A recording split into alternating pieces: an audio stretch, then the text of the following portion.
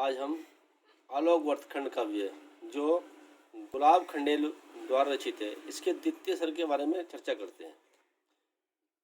गुलाब खंडेल द्वारा लिखित आलोक वर्तखंड काव्य के द्वितीय सर्ग में गांधी जी के प्रारंभिक जीवन का तथा उनके चरित्र के विकास की कथा का वर्णन है। देश को स्वतंत्र कराने के लिए आमिष भोजन स्वीकारना, आमिष बोला नॉन वेज।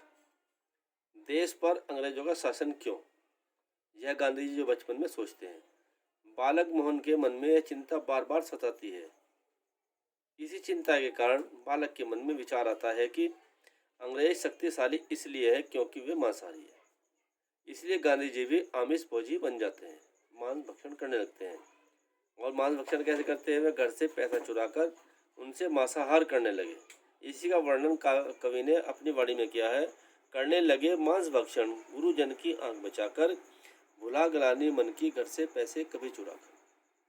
फिर जो है उन्हें गलानी होती है मन में, तो पत्र लिख करके पिता से क्षमा याचना करते हैं।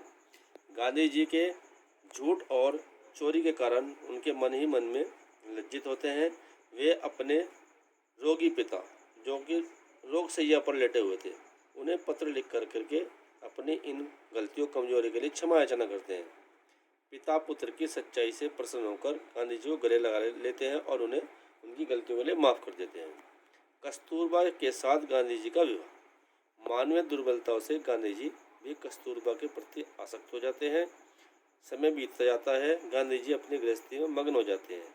इसका कवि ने इस प्रकार वर्णन किया है। वह यौवन का उषा काल या नया राग वीणा, चली उमड़ती लहर प्रेम की, फिर यतिहीन नवीना।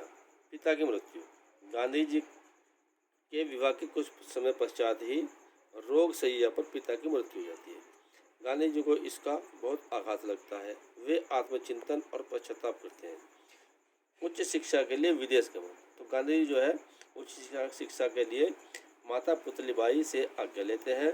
माँ इन्हें आज्ञा देती है, किंतु मांस मदिरा से बचने की शपथ दिलाकर। कवि ने अपनी वाणी में कहा है, मध्य मांस मदिरा से बचने की शपथ दिलाकर माँ ने तो दी विदा, पुत्र को मंगल तिलक लगाकर। और भैया बहनों, इसी के साथ द्वितीय सर्ग की कथा समाप्त हो जाती है। धन्यवाद।